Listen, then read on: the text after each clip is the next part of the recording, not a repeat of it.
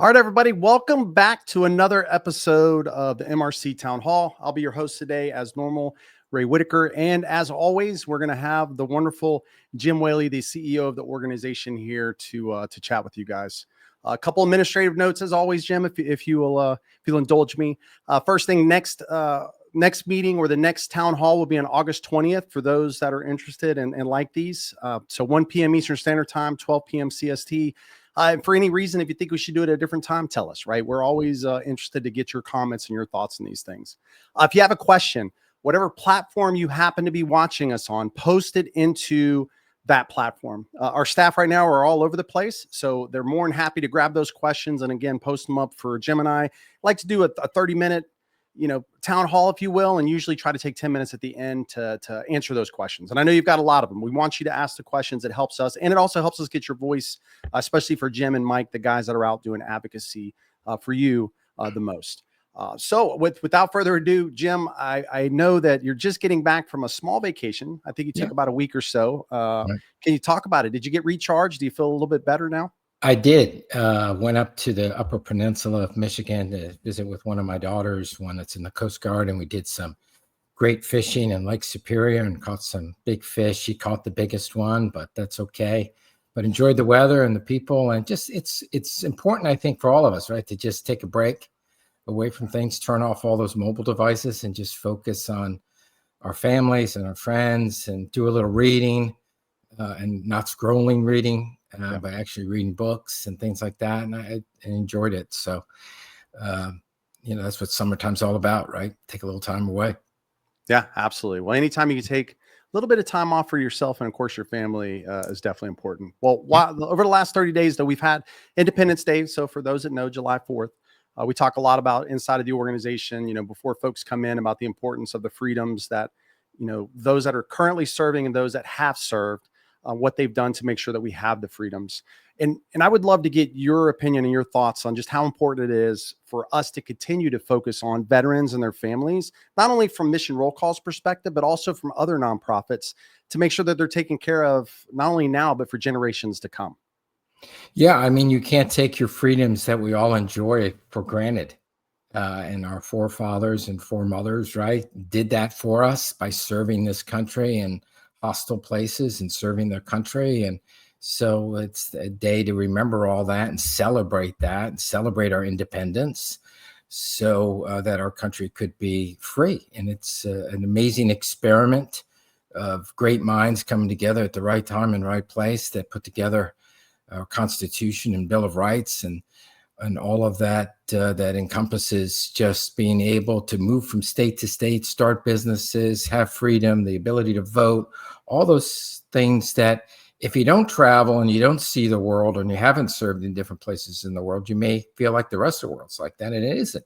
Mm-hmm. So I think it's important for us to acknowledge that. But it's also, to me, it's great to go to those 4th of July parades when you see the Boy Scouts and the Girl Scouts and different teams marching, and then, different veteran support organizations out there marching and celebrating, because to me, it shows, we're committed to this, right? It's going to continue, and that young people understand the importance of this. And, in a few years, those little kids that are marching the parade are those that are the future doctors, lawyers, serving in the military and serving in Congress. And so the basis of seeing all that and experiencing it and understanding the importance of it, it just doesn't happen by reading a book, right, or hearing it one time. It's about experiencing it over years and seeing the importance of it, and that the whole nation focuses on that day and the importance of it. I think, it's one of those, I hope, a unifying day of our country, where we can come together from different walks of life and different political spectrums and say, yeah, let's celebrate our great nation. Yeah. And I think, one of the hard things, as I speak to my family and friends, for those that haven't served, is maybe not understanding the freedoms that we actually have and seeing those freedoms, because they haven't been to other locations and seen exactly, what we actually have in the United States and what it really looks like.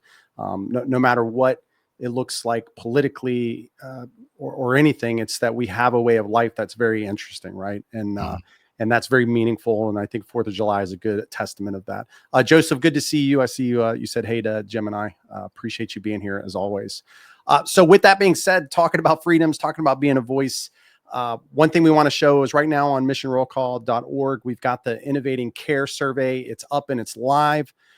Jim, one of the things we're doing here is making sure that we're capturing your voice for everybody that's watching this, right? So veterans and your families, and even those that support, right? So even if you're not a veteran, you're a civilian, it's okay, because this poll is to also get your sentiment and understand you and understand what you're thinking about these issues, and it helps others. So if you guys take a little bit of time, please go to that. We'll post up the link here on whatever platform you happen to be watching it on, and do that. Now I know what you're thinking. Okay, well, yeah, I go take the poll, I go take the survey. Jim, what's going to happen to the results? Like, how are we knowing what came out of it? And Jim, that's what I wanted to talk to you a little bit and have you kind of shed a little bit of light about our last survey that we just completed. That was focused on mental health. It was focused on suicide prevention, and some of that. Is there anything on that survey, any statistics, any of the things that kind of stood out to you? Yeah, very much so, and one that I shared with my family and everybody, because I was really shocked by the number, and then I shared it with my wife and shared it with my daughters and then shared it with my friends. And that's the number of people, veterans, that have thought about suicide or know somebody who's taken their life or who's committed suicide. And that number is 67%, if I'm correct. And that is a much higher number than I originally thought. So what's that telling us is that if you think about it, we have, thanks for putting that up there. Make sure I put my glasses on here, make sure I did. Yes, there we go. So, how important do you think it is to include community-based organizations, nonprofits, in suicide prevention? And 67% says it's extremely important. I feel that the numbers on suicide we've struggled with as a nation, and these surveys are helping legislators, people on the House Veterans Affairs Committee, people in Congress, people in the local community, people that are boots on the ground trying to tackle this significant problem, understand the scope of it. And we can never lose sight of the importance of this, and understand the magnitude of it and why it's so important for us as VSOs, as citizens, as just caring people, to understand the scope on this, and that chances are someone has thought about suicide, knows somebody who's thinking about suicide. And that's kind of sobering. Yeah, absolutely. And I think Nate, so pull up the website for us. So let's go to that first. I think the first poll question, I think the one you were talking about, Jim, is it's going to be like this 67% of, have you or someone personally struggled with suicidal? Nope, go back to the one you were just in, Nate. Because when you add those numbers up, the 32, 35, that equals 67. Yeah. Right. This is the one that I think you were really kind of honing in on, this idea. And I think really, Jim, and I know where you're going to go with this. It's not only that this statistic, and again, the idea of these surveys and polls for everybody that's listening, look, we all have our bias, right? Jim and I do. Everybody on the planet has their bias. The one thing that we try to do with these surveys is it's not about our bias. It's about getting your experience and your opinions based off what you've seen in your life, right? Just because I've served in the Army, well, there is hundreds and thousands, if not millions of people that have served in the Army, the U.S. Army. That doesn't mean my experience is just like Jim Whaley's. We both were in the U.S. Army, but we have totally different experiences. And that's what these polls and surveys are meant to do. So I think the startling part where you were going, Jim, with that 67% is that this is a very small part of the population. But if you expand that, so if we say we have 18 million veterans, what does that mean if we have that such a high number that either they or somebody that they know have struggled with mental health or suicidal ideations? This is where things become a little bit more troubling, because it's a little bit larger of an issue, and you don't get that unless you ask the question, right? Right. And I think what happens is as with most problems, we try to solve the immediate problem.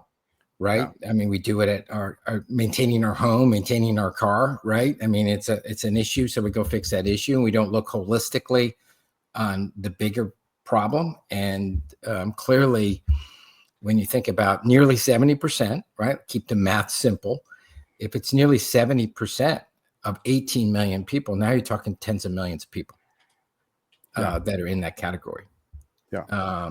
And so when you think about it from that perspective, I think it not only underscores the importance of us doing these surveys and sharing them almost real time with elected officials. I mean, this morning I watched the Access Act discussion that was happening in the House Veterans Affairs Committee. And this was one of the topics that came up. And I know they have that data in front of them because we gave them that data. That's right. And we get that data from the good people that are listening to this and sharing it with their friends and family. It's powerful because it's not filtered. Like you said, there's no bias. We're just as surprised as they are on these numbers. And we don't have the answers to all these numbers, but we know if we can get people in the room and look at this, let me step back. You can't solve any problem till you know the scope of the problem. That's right. And that's what this does. And that's why these polls are so important. So, sharing it with families and friends, I look at this as, let's say somebody sees this and they look at that number and they go, I'm going to go check on John. I haven't checked on him in a while. Last time I talked to him, he was a little down about something. This number's troubling to me. To me, that's worth doing all of this. Yeah. If we save one veteran in this process, somebody reached out, somebody made a call, somebody said, let's go get a cup of coffee, let's go play a round of golf, let's go do something, then our time here on earth is well spent. Yeah. Well, I think that, there's a part for me, and I'm going to get a little bit, I do speak directly from the heart. I wear my heart on my sleeve. I'm not a perfect person, but I try to think about, why am I in this organization? And part of the reason that we're here is this, I don't know if I can fix anything to do with suicide, homelessness, financial issues, the transition problem, like any of these problems. I don't know. What I can do, though, is bring to light the issues that I'm being told or the things that I have experienced so that somebody that's possibly smarter than I, which there's plenty of those people out there, but somebody that's smarter than I that is inside of that area can help make change. And I think from an organizational perspective, and Jim, what we do every day and this amazing team that we have is doing that, right? Putting a lot of hard work together to put this data together, to hand it to somebody like we just did with this, like you mentioned, we gave it to the VA. Here's the results. All we're doing is making sure that you understand. I think the gravity of what you think the issue is probably not as big as you think, because you can't go to Google and search that, right? Yeah. That's not the place to do this. You got to talk to the people that are living it every day to understand what the issues are. And I want to give an example of that because we weren't going to talk about this. See how we just go off cuff. We're doing a homelessness page, and you know that, Jim. Like we're so far into that page. That page then kind of went into this other idea. You mentioned it, where you can't solve a problem unless you understand the scope of the problem. You also you can't solve a problem. You don't even know what the problem is, right? Like, and that's a different conversation. But we're talking about access to care right now. And one of the interesting things that's coming out of that is the times. So we go in and we look, as an organization and go, hey, how much time is it taking for Jim Whaley to get an appointment? And Jim goes, okay, well, statistically, through everything that we're getting, VA, community care providers, all that, hey, it's under 30 days, you're going to your first appointment. Mm-hmm. Veterans are then telling us, whoa. Hey, Mission Roll Call, we appreciate you guys doing it, but that's not the problem. The problem is not my first visit to the primary care.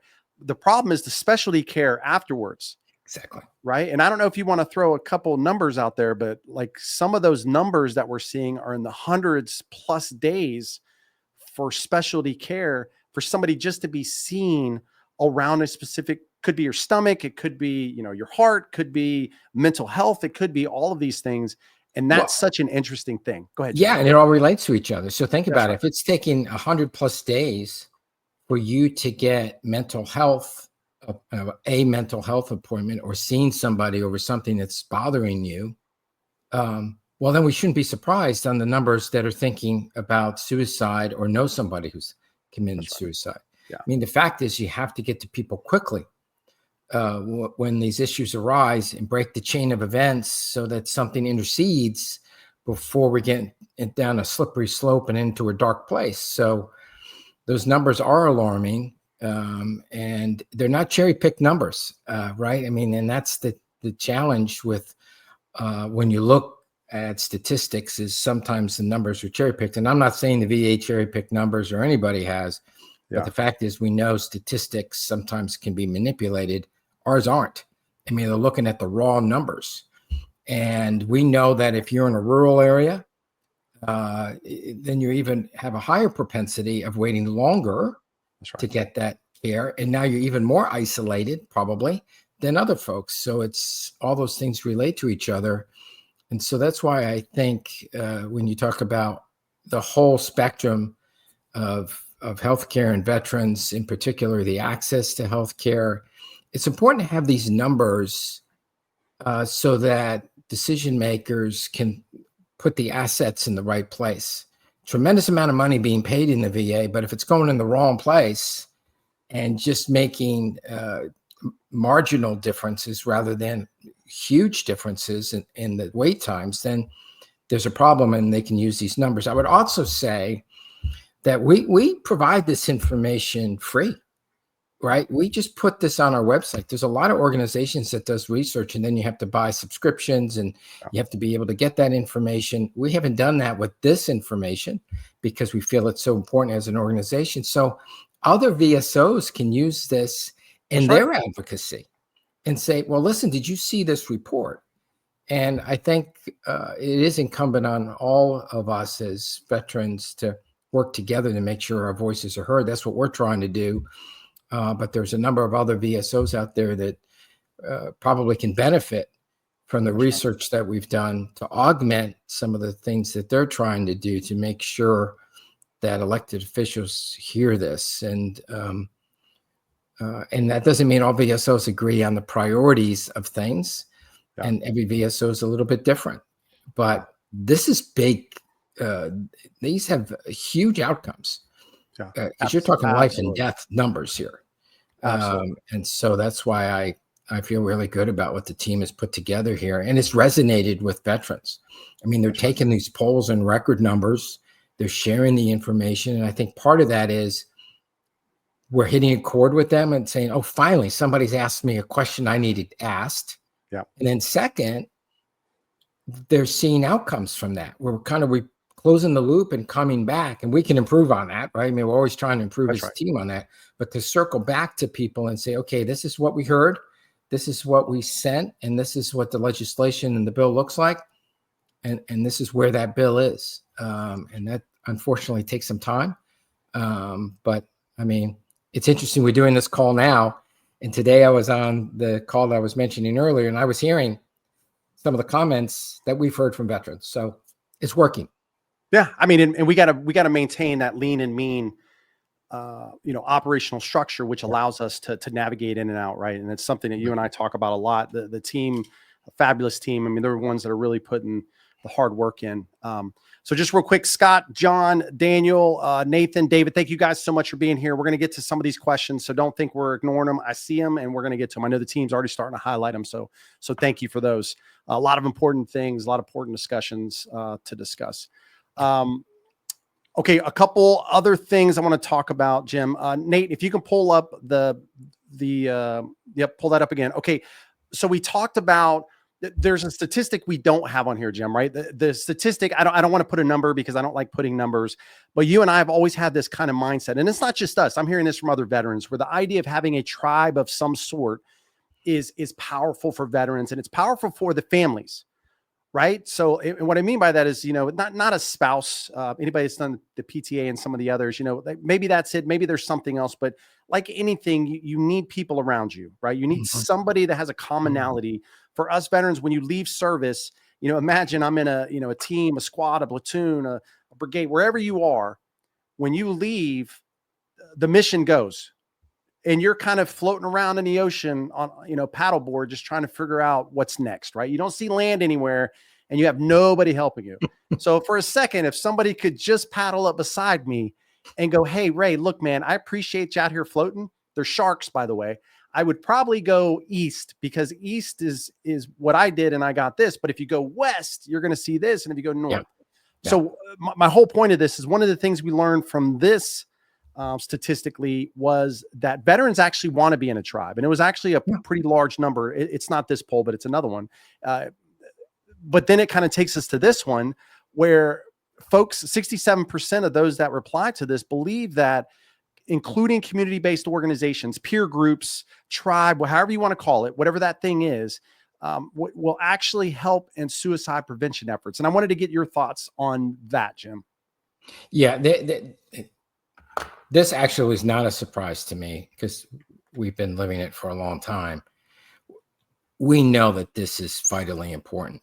We're all of us are built to be, in some degree, involved with other humans, right? The social part of our life is very important. Our friends, our family, associates, co-workers, all of those things play a key role in our self-worth and how we identify ourselves. And I feel like there's a lot of people, and I was one of them to some extent when I first got out of the military. I got this. I don't really need anybody. I can manage this. And you quickly find out that there's some things missing, and maybe it isn't just the thing that is going to solve your problem right then, but it's the ability to talk to and relate to others that are on the same path you are, climbing the same hill. And just that process makes life easier. I mean, how many times did you do stuff in the military and you're like, I don't know if I can do this, but then you looked over to your left and right and said, well, if that guy can do it, I can do it. And that pushed you on. And I think to some degree it's understanding that all of us need some help from time to time. And that's why these VSOs are so important. And we know that if people are involved with that the likelihood of them being isolated goes way down. We know that their sense of purpose goes way up. And when you add those two things together, you're probably now on a much better path than if those two things were inversed. And I think that's what VSOs do. And I would urge everybody, even if you're in a great place, you're in the transition process, or you've been out for 20 plus years like I have, plug in to an organization. It doesn't have to be ours. It could be anyone that's on our resource directory or one that's in your local community.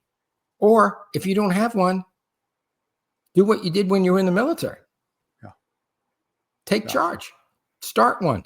Reach out to your fellow veterans and set up a monthly coffee or something, a walk, a run, something that's going to get you involved with other folks. And it's just good for your self-worth. It's good for your psyche. And at the end of the day, I think all of us want to be part of something bigger than ourselves. We want to improve the places that we are, right? You always say improve the foxhole. It's that. It's you just want to make a little bit better for those that are behind you, and sometimes in that process, you take care of yourself too.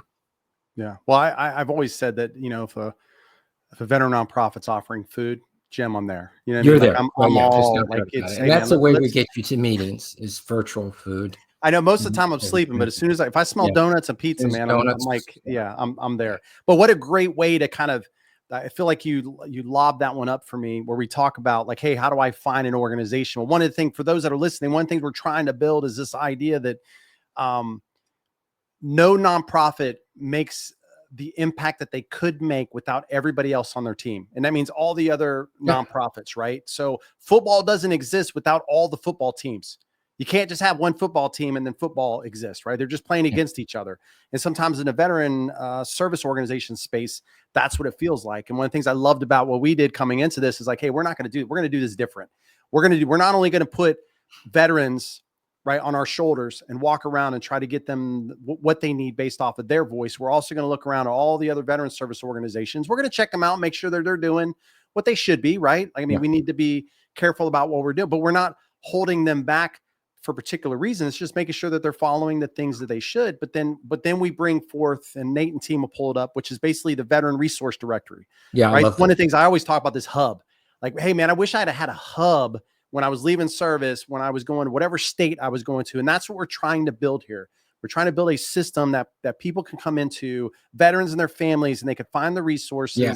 And we know that these resources work. We're checking them. We're staying in contact with this. A lot of these folks are being on the podcast or in videos, so forth and so on. So Jim, what's the impact of this type of relationship with other nonprofits? Well, it's groundbreaking because no one's ever done it before, right? I mean, the fact is that when we first started this, and some great members of our team put this together, and Valerie comes to mind, and Nate comes to mind, and others, but we reached out to organizations. We said, would you like to be part of this? And in many cases, some of them said, well, what's this going to cost? And of course, we said, it's nothing. We want to promote you. We've looked at what you've done. We've done some vetting. We see that your impacts are significant and you're doing the right things for veterans. And so we'd like to promote what you're doing. And some of those you see on our podcasts. We bring them in. So we're elevating them so that people get to know them. And now we have a number, and I don't know the number.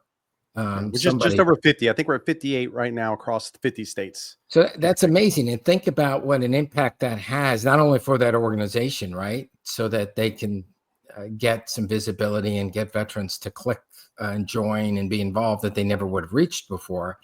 So it helps all those VSOs.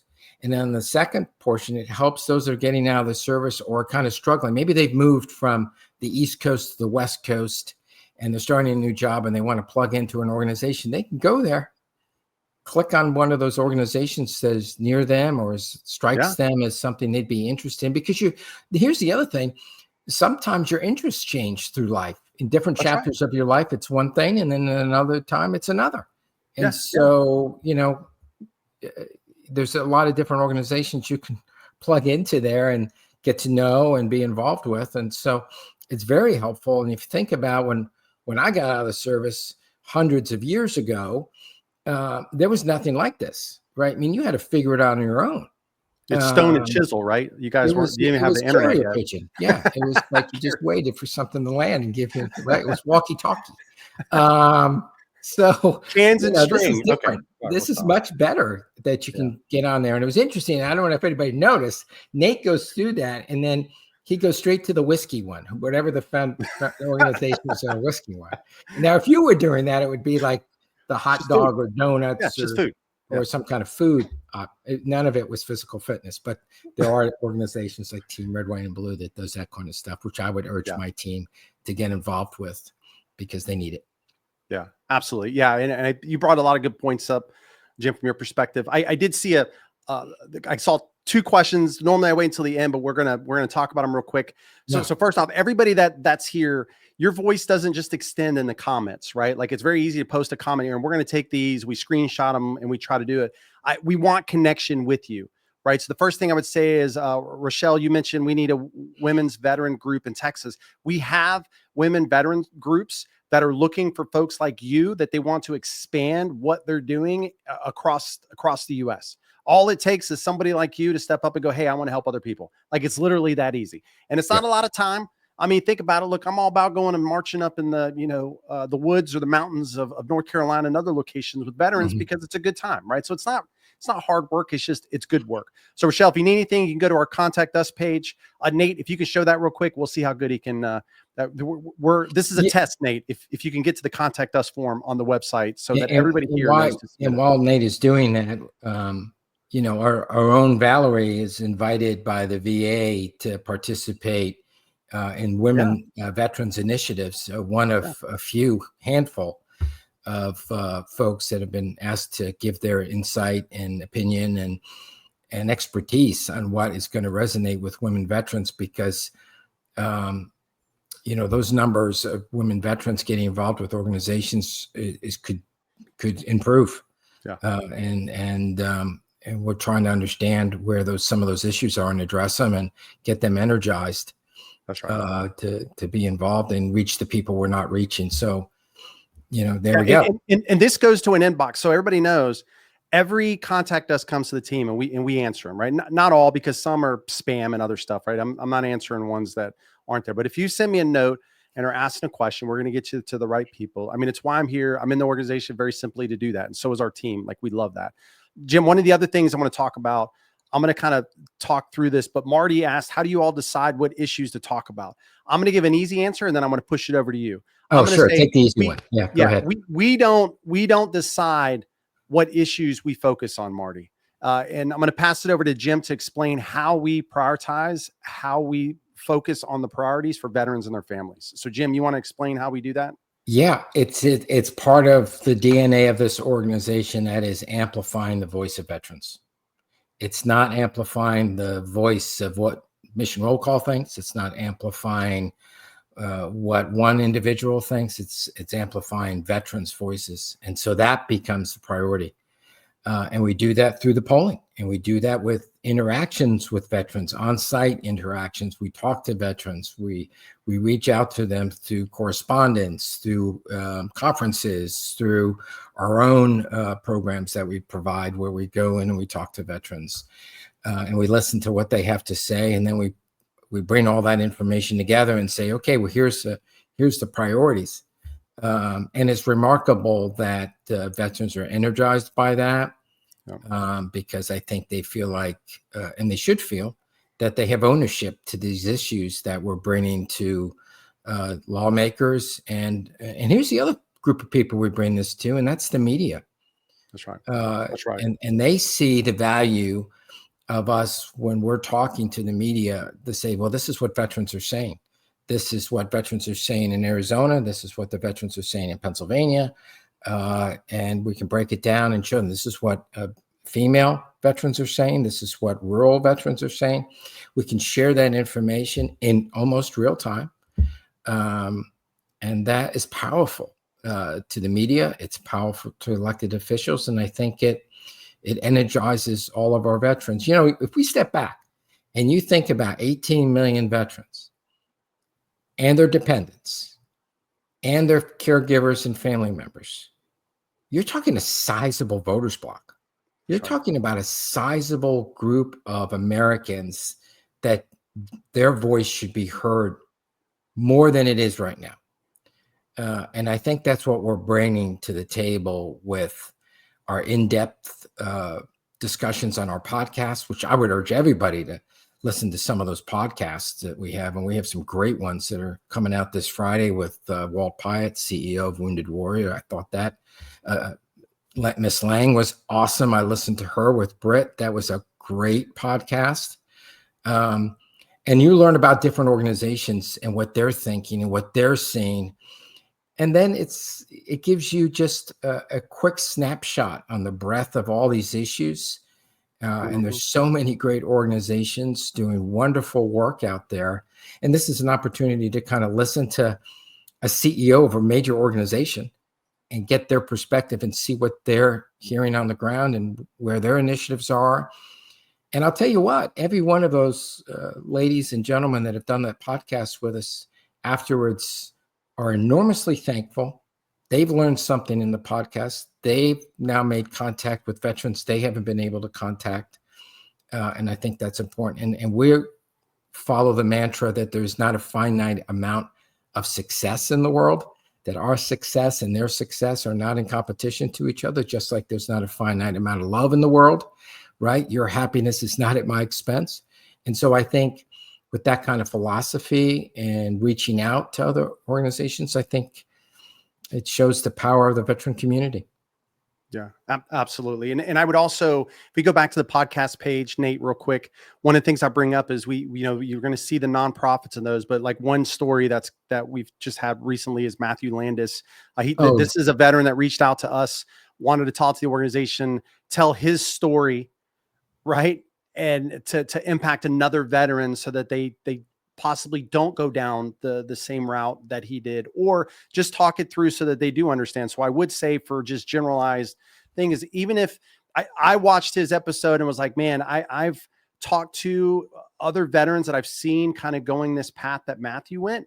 And man, if I had only listened to his story sooner or knew somebody that was on this path that I could have interjected what he's doing. So the Last Mission podcast, from a general perspective, for anybody that's listening, it's not only about the nonprofits that are out there, it's also about telling real, raw, experience stories from veterans to help, veterans and their families. And this is also spouses, to make sure that they have what they need to live a productive life. And I have no doubt that podcast will save somebody. Yeah, it already has. Like there's no question. Somebody's going to forward that to somebody. Somebody's going to watch it themselves and go, "Oh, now I understand what I was feeling, what I was going through, and now I know what to do." I mean, it's powerful. Yeah. And I think the same thing with the podcast with Walt. I mean, people are going to listen to that and go, "Oh, I didn't know Wounded Warriors did that. I need to reach out to them." I don't know about you, Ray. I learn something every day about another nonprofit that I'm like, "Oh, I didn't know they even did that."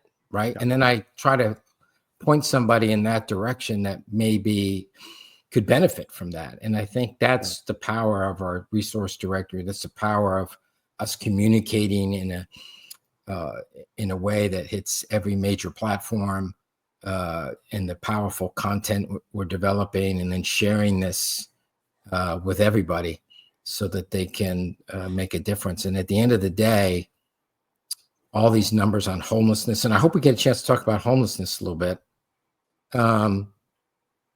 and suicide, it's all of us have a role to play on that. And our goal as a veteran community should be zero homeless and zero suicide. And until we reach those numbers, none of us should be satisfied, and we need to press on. Yeah. Dan, one thing, so Dan asked Jim, he asked, do younger veterans care about this stuff the same way us old guys do? And Dan, I want to start the introduction of this kind of conversation. Coming into this organization, we again, this is the bias. So I'm not sure, Dan, if you were here kind of at the beginning when we started the conversation, where there is a bias, right? We all think we see the world, we see it through our eyes. The one thing that Mission Roll Call has done for me, and talking to all of these VSOs that we talk to and veterans, is hearing their story and their experiences, and realizing that, everybody's different. Some people like to hunt, some people like to fish. And this is common sense stuff. We all know this, but from a nonprofit perspective, we don't always remember this. So I don't remember who posted it. Let me apologize, because I read it when you posted it. Somebody had posted up this idea like, hey, I don't even have VA healthcare. How are you taking care of me? And the reason I bring that up, Dan, is because the one thing that we're trying to do is to understand that the veteran demographic is a very large demographic, right? The type of wars, the type of things that veterans have been through are completely different. The type of injuries somebody may have sustained in Vietnam are going to be different than what you may see today. So what I would say is that we're looking at all 18 million, right? Our goal is to represent that 18 million. It's to represent the families of those 18 millions, to get that voice. We represent it through the voice. We can't do it alone. So if they're not there, they're not telling us. So our part of this, Dan, is getting down to that bottom level. And there's one thing that we all agree in the veteran space. Well, I'll say 90% of us agree that we don't want the people following us to have to do the same thing that we did, right? We always think about the generations to come. And I think the World War II veterans, my opinion, I think the World War II veterans did it best back then, because they thought about us with the GI Bill and these other things to put this in place for us with the American Legion and all that. Mm-hmm. Now it's our responsibility now at this point to make sure that the younger generation doesn't forget, just because you're out doesn't mean generations to come are not going to still be fighting for the freedoms that we all get an opportunity to partake in every single day. And that's what we're really pushing towards. So Jim, I don't know if you had any thoughts on that. No, I couldn't answer any better. I think, every generation's different. Every veteran's experience is different. And so we try to reach all of them through the myriad of things that we offer. And I think, this new generation of veterans that are getting out right now are just as passionate about their service as we were. And they want to continue to be serving their communities, and they just need a way to do that. And I think if we had this kind of resource directory 20 years ago, we would have been in a better place as a nation. Yeah, absolutely. Okay. All right. We're going to start questions because we've already gone a little bit to the right. So we're going to start with Scott M. I'm guessing we know who you are, Scott. If you're the same Scott, thank you for all the supportive organizations. Jim, Scott says, hey guys, thank you for everything you do. As you continue to advocate for veterans' voices at the national level, How are you currently identifying and tracking shifting sentiment or emerging needs across different veteran communities, particularly at the local or regional level? So I'm going to pass that to Jim in a second. Let me just answer this by saying we are looking at some technology opportunities, Scott, to help with this, not to finalize it, right? To help us speed up that information gathering process, so that we then can use some of the stuff I think Jim will talk about from his perspective. So Jim. Yeah, that's a great question. I think that's something that us as an organization is constantly looking at and trying to improve. I mean, there's a number of ways we do that through the platforms that we have that are almost instantaneous, but it's also we have people geographically all over the country. Yeah. So to keep their fingers on the pulse of what's going on. And I think the other piece is listening to other VSOs through phone calls, through meetings like this, and getting their perspective, and going to some key conferences that gets a sense of some of the challenges different organizations and just different geographic areas are facing. And you're right, your point is spot on. I mean, there's some areas of the country and some cities that have a program that addresses let's say homelessness in one way, and then you go 500 miles in the other direction and it's a completely different one. So I think it's making sure we're getting all of that information and sharing that with the right people and bringing that to the attention of the media so that they can talk about it as well. But we need everybody's help to do that. I mean, the fact is, we need to have more veterans, more of their families involved with what we're doing. And the more that continues to grow, and it is climbing, and it's growing a lot faster than we thought, but we're never satisfied, right? That's right. Eventually, we want to be able to reach all 18 million veterans. And that's going to take a little time, but with everybody's help, that's not insurmountable. That's right. Well, and there's a gauge here. Like, so the weird part is from a nonprofit perspective, Jim, we need numbers, but I need veterans to understand that, you either help us make this work or not, because we need the 10,000, we need 100,000, we need 1 million veterans, right? Because again, we're just putting this, we understand the system and how it works in a sense that's where we're spending our effort, right? So how do I take somebody that has this issue, and then I have the government, city, state, county, whatever it is over here, and then we're kind of bringing those two together. Some of that is through education and informative information, through blogs, through news, all of these things, right? So it's kind of like that mindset. Nobody goes and takes the expert infantryman badge test without doing the test first, right? Like understanding each one of the tasks to go and do it. And that's really, if you simplify what we try to do as an organization, is that, but you need the voice. So this is a numbers game for everybody that's here. It's a numbers game of okay, Dan, hey, how many people do you know? Do you know 2 or 3 veterans that could give their voice? If so, hey, stand on, help them stand on your shoulders so that we can get their voice to continue to move this forward. So I think that's part of this idea, Scott, that you're asking here, is we're going to apply some, applications and other things to make this work. But at the core of it, we need the veteran community and the family community to stop 5-10 minutes a month. Like this is all we're asking for, to come in, take a poll, and then move on. And then our part back to you is to give you those statistics, that information, to share however you see fit, to make sure that you're getting the data and the stuff that you require at the local level while we're educating and informing.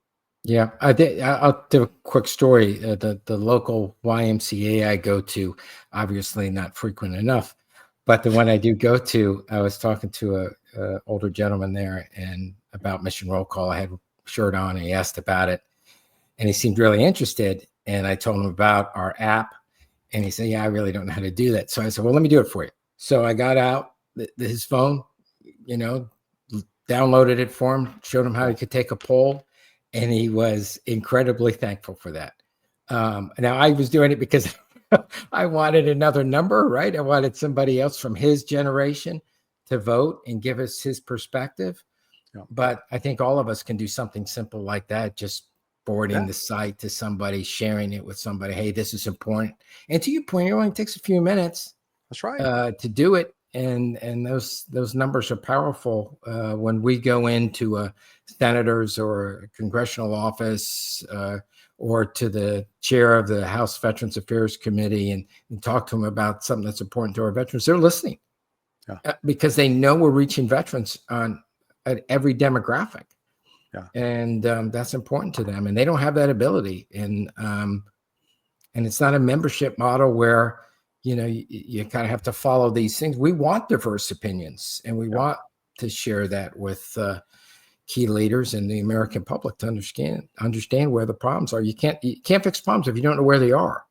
And it's so weird, right? Because we came into this with this idea that like, yeah, man, we're a nonprofit, but look, we want people to donate because you're seeing we're making a difference, right? Like I want you to come in and go, wow, man, I'm giving money. That doesn't mean we're not going to ask. It doesn't mean you're not going to get emails, all that stuff, right? I mean, look, we do a lot of work, right? And we need the fuel to do more work, right? Because we need to be doing more, right? We have enough to do. And we're like, man, if we just had a little bit more. But I think there's a part of this that we've absolutely pushed this ideology and what you're talking about, Jim, where we've given stuff for free. And we're doing all of this because at the end of the day, we need change to happen. Change is not going to happen behind something. And some of the best things that have happened in America, at least, have come through groups of people standing up and having the fortitude to have a discussion about things. And that's what we're trying to do respectfully, being respectful to the person across the table, because my mom would probably slap me in the back of the head, right? Treat others as you would ask them to treat you, right? And that goes through my head all the time. I don't need to yell at somebody to get my point across. And that's what I love about what we've already seen. I don't even have to have those conversations. Not Mission Roll Call. It's veterans are telling us this. And we're not denigrating people that have differences of opinion. We're bringing the numbers there. And that's, I think, is refreshing when you can have an adult conversation about subjects that you may have different perspectives on and different feelings about. And I think that's what makes us different. It makes our group of people different, right? We all worked with people from different walks of life. But at the end of the day, they were in our platoon or they were in our wing or whatever, and they're on our ship together, and we love each other, and we may not agree on everything, but that's okay. And I think that's powerful for us as an organization. So, yeah, absolutely. So we got a question here from Jeremy McKinney.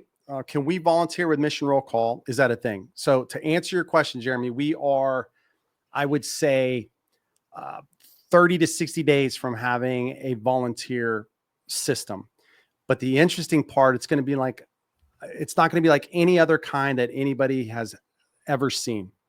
I'm going to leave it at that because I don't want to give too much away because we got some more stuff we need to be there. We would love, though, Jeremy, for you to reach out to us, use the contact us form.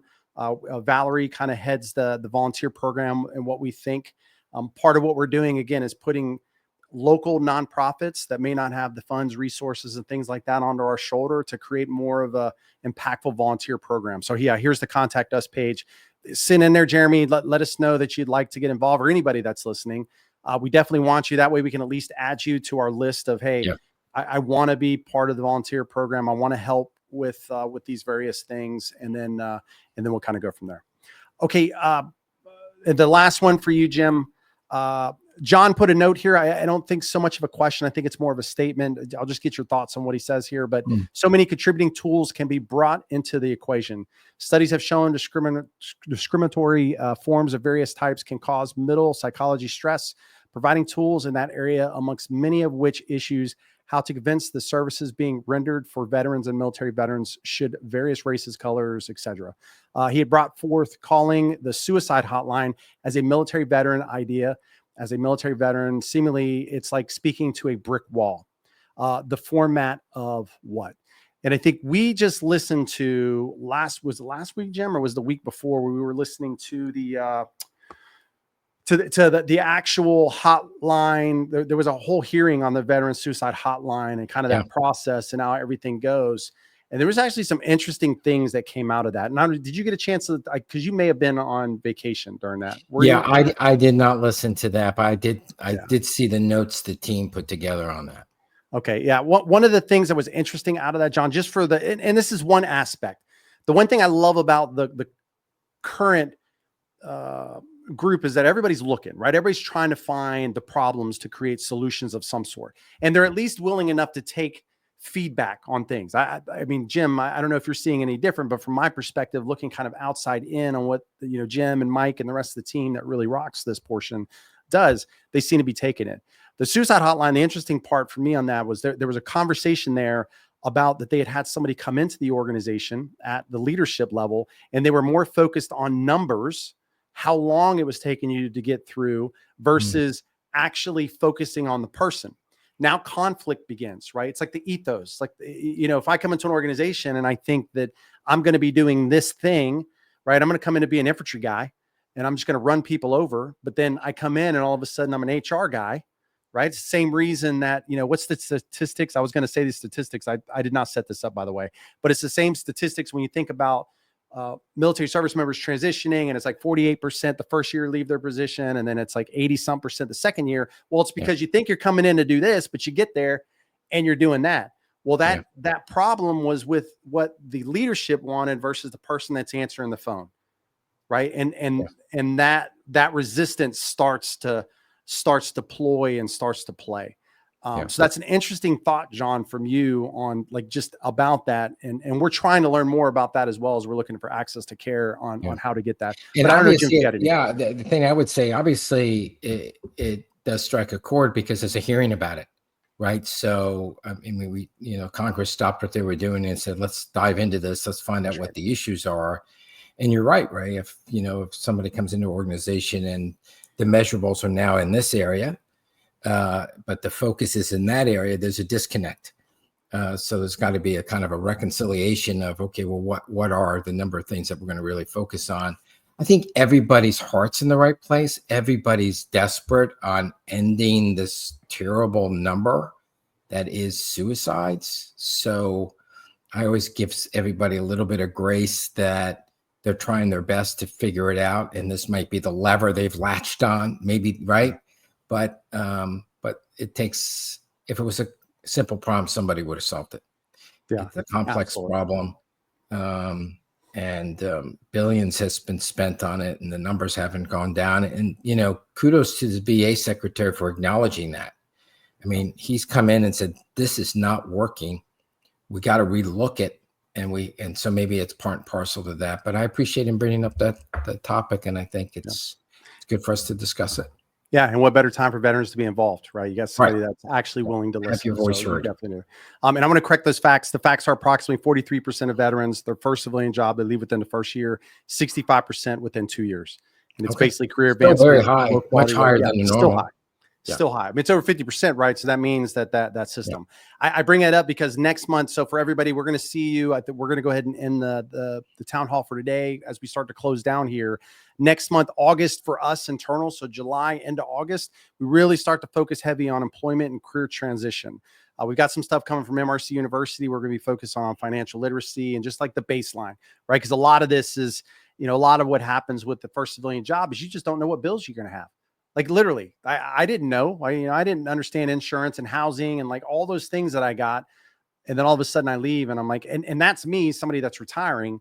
We're not even talking about somebody who is ETSing, right? So they're exiting service and they did not finish a career. They don't get any, any other medical forms or any rest of that stuff. These are the folks that we're highly focused on, along with those, to make sure everybody's educated. They know. And then it's not just a service member, it's a spouse, right? Because at the end of the day, we all know usually the spouse is making sure she's keeping us in line, especially Jim's spouse, always keeping him in line as we try. It doesn't work very well. All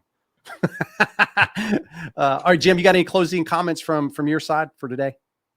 Yeah, I guess the only comment I would have is I enjoy doing these. We do it live because we feel comfortable with what we're talking about and we love the interaction. I would ask folks to share it. But I think the real salient point I would leave with people is what we talked about earlier, is that get involved.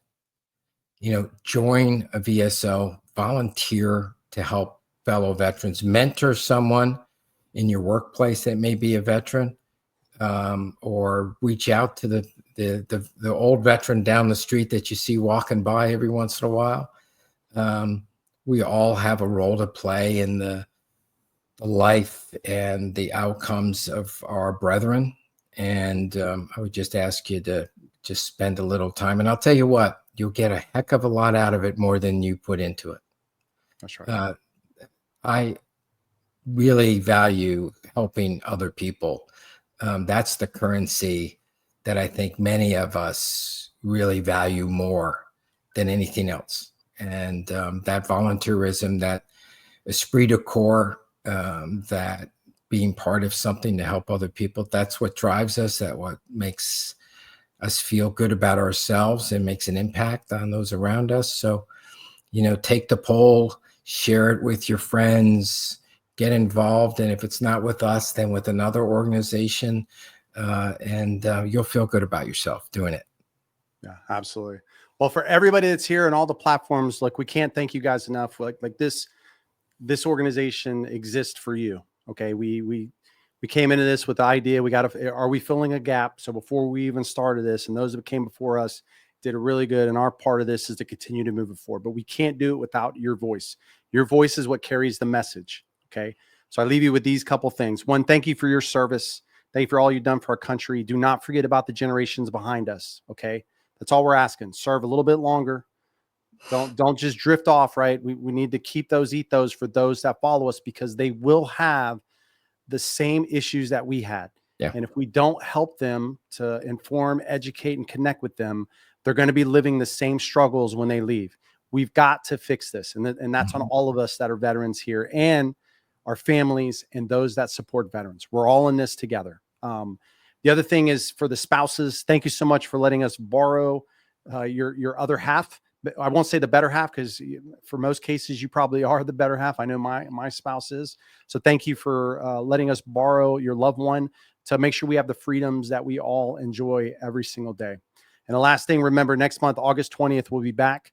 We got a lot of really good things that are coming up over the next month. So we look forward to seeing you guys, and we appreciate everything that you're doing. Thanks, Jim, again, for taking your time to be here. And we appreciate everybody. My pleasure. Thank you, Ray. All right. We'll see you guys. Have a good one.